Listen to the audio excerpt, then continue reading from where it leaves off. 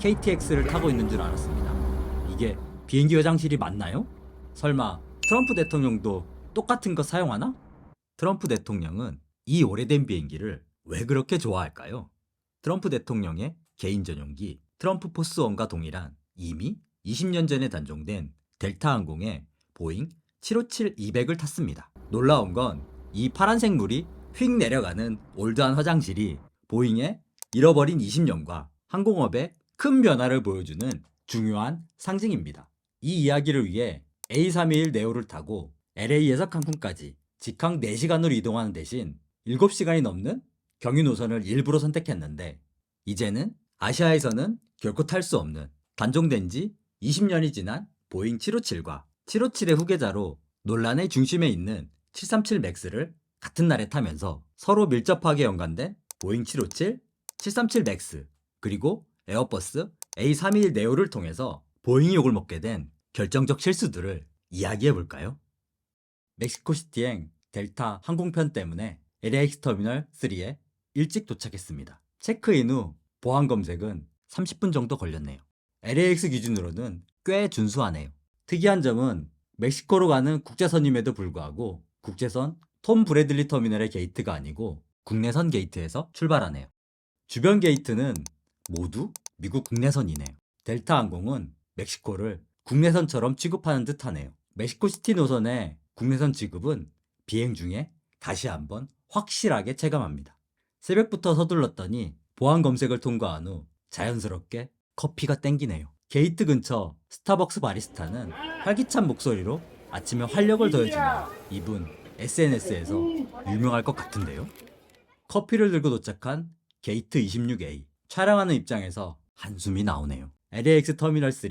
촬영각이 안 나오는 비행기 찍기가 쉽지 않은 게이트네요. 델타 커넥션 엠브레어 기종만 볼 수 있었는데, 엠브레어도 아시아에서는 레어한 비행기지만 오늘의 주인공 757은 어디서도 제대로 보이지 않았습니다. 오늘 탑승하는 보잉 757은 항공 역사에서 특별한 위치를 갖고 있습니다. 2004년에 이미 단종되었기 때문에 오늘날 운항 중인 모든 757은 최소 20년 이상 된 기체입니다. 현재 B757의 최대 운항사는 오늘 타는 델타 항공입니다. 혹시 아시아에서 본다면 여객기로는 아마도 힘들고 카고로만 볼 수 있습니다. 757을 자꾸 특별하다고 하는 이유는 보잉 라인업에서의 독특한 위치 때문입니다. 보잉의 유일한 협동체 737보다는 크지만 광동체 787보다는 작습니다. 737보다 많은 승객을 태우고 더 멀리 날 수 있지만 787만큼은 아닙니다. 그래서 현재 다른 보잉 항공기가 완벽하게 채우지 못하는 독특한 미들마켓 중형기 영역을 차지합니다.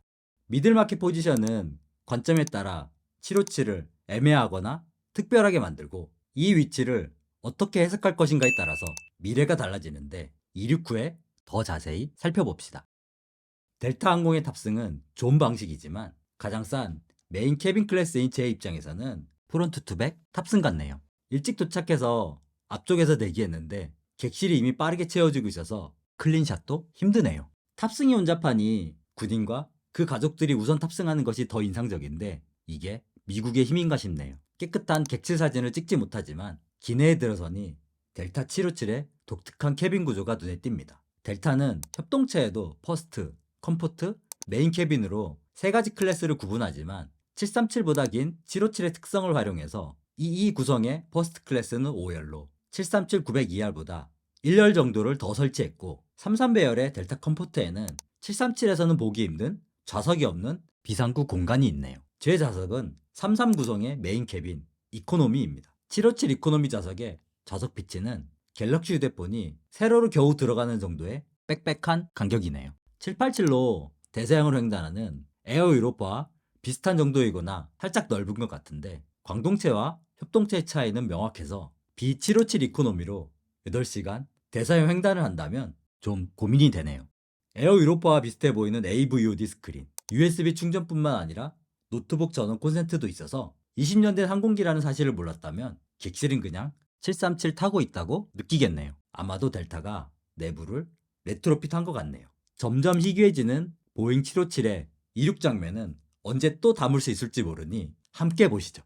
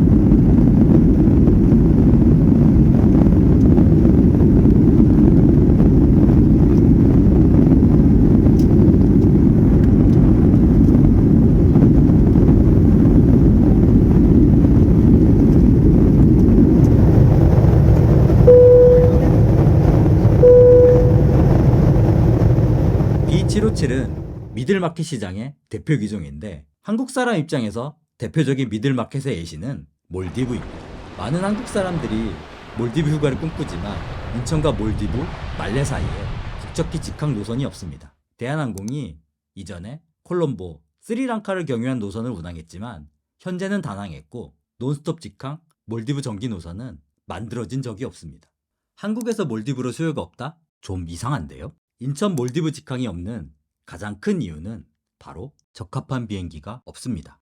이 노선은 보잉 737과 같은 협동체로 가기에는 너무 멀고 보잉 787이나 에어버스 A330 같은 광동체로는 너무 커서 항상 만석을 기대하기 어렵습니다. 작은 항공기에게는 너무 길지만 큰 항공기에게는 승객이 충분히 많지 않은, 그래서 이런 시장을 미들마켓 또는 롱앤신 구간이라고 부릅니다.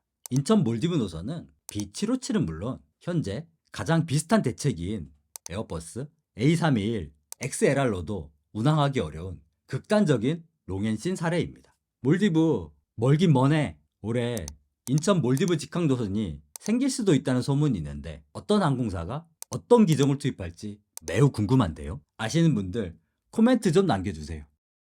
북미에서 롱앤신 노선의 가장 명확한 예는 미국 동부에서 유럽으로의 대서양 횡단 비행입니다. 757은 이러한 대서양 횡단 노선에 가장 적합한 기종이고, 그래서 단종된 지 20년이 지난 지금까지도 독특한 위치를 유지하네요.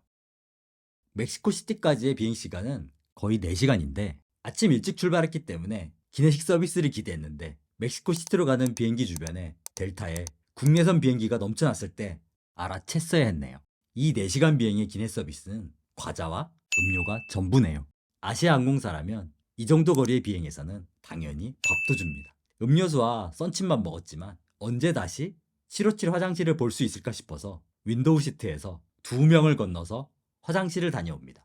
들어서는 순간 지금 타고 있는 것이 비행기가 아니라 KTX인 줄 알았네요. 화장실에 다른 것은 안 보이고 파란색 세척액만 계속 생각납니다. 모르고 탔으면 737로 보였을 비행기인데 20년도 훨씬 더 된 오래된 비행기라는 것을 화장실에서 깨닫네요. 객실은 현대적인 스크린과 충전 포트로 업그레이드 되지만 이 기본적인 배관 시스템은 항공기가 제작된 이후로 못 바꾸나 궁금하네요. 트럼프 대통령의 개인 757도 현대적인 화장실 시스템으로 업그레이드 되었는지, 아니면 트럼프 포스원조차도 여전히 이런 빈티지 화장실인지 궁금합니다. 아시는 분이 있다면 코멘트 부탁드려요. 트럼프 포스원의 화장실 너무 궁금해요.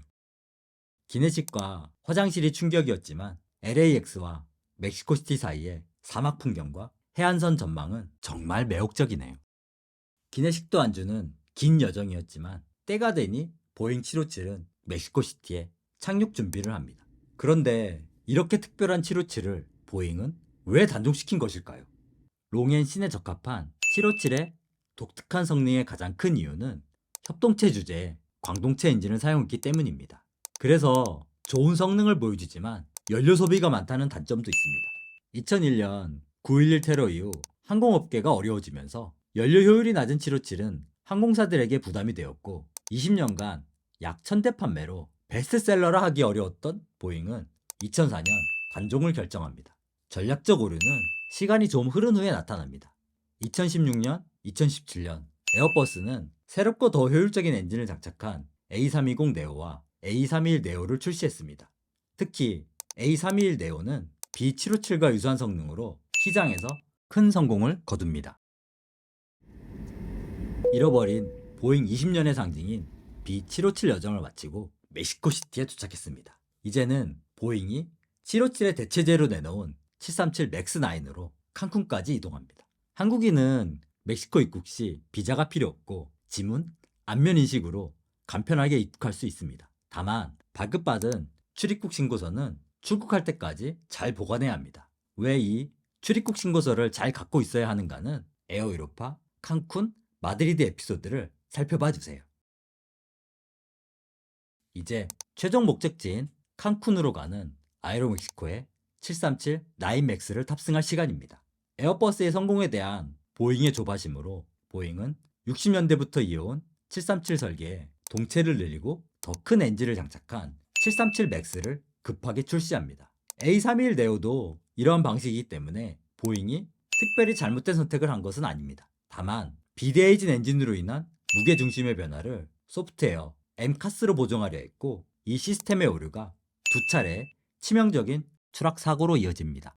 최신 737-9MAX는 예전 737-900ER에 해당하며, 시간을 더 되돌려보면 보잉은 757을 단종해도 737-900ER로 공백을 메꿀 수 있다고 생각했었습니다. 그러나 20년이 지난 지금 심지어 가장 최신 모델인 737-10MAX조차 757을 완벽하게 대체하지 못합니다.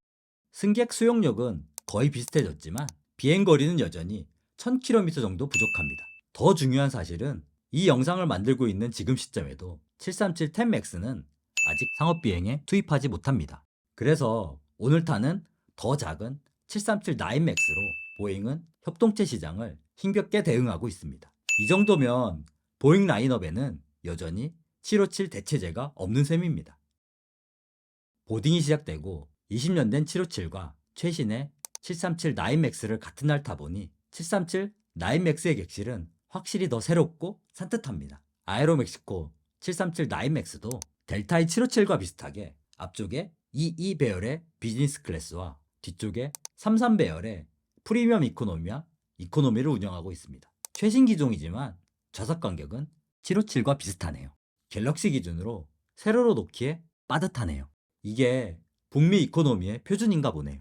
737 맥스이긴 하지만 AVOD도 없는 737을 여전히 만날 수 있는데, 그렇게 크지도 작지도 않은 AVOD, USB 충전, 노트북 충전이 모두 가능한 아에로멕시코의 이코노미 시트는 최고는 아니지만 그래도 이코노미에서 기대할 수 있는 평균 이상은 보여주네요.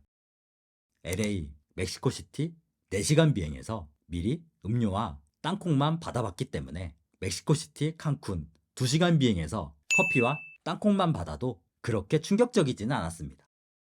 757 단종 A321 네오의 등장, 급하게 출시한 737 맥스의 결함으로 이어지는 일련의 사건은 보잉이 협동체 시장에서 절대적 강자에서 그냥 강자로 변한 모습을 보여주고 있고, 광동체 시장에서도 에어버스 A350에 B787이 밀리는 상황은 777X가 시장에 나와야 바뀔 수 있을 것 같습니다. 이런 단적인 변화의 예가 물론 다른 주변 상황이 복합적이지만 대한항공이 협동체는 737 맥스 대신 A321 네오를 선택하고, 광동체에서도 보잉 787뿐만 아니라 두려울 것 같지 않았던 에어버스 A350을 도입하고 있는 모습으로 나타나고 있습니다. 대한항공의 A350 도입에 대해서는 별도 에피소드로 각 잡고 따로 만들어 놓았으니 참고하시면 좋습니다. 여러분은 어떻게 생각하시나요? 보잉이 757의 진정한 후계자를 만들 수 있을까요? 한국 시장에도 이런 미들마켓 항공기가 필요할까요? 여기까지 오셨다면 구독과 좋아요도 부탁드리고 더 재미있는 에피소드로 다시 찾아뵙겠습니다.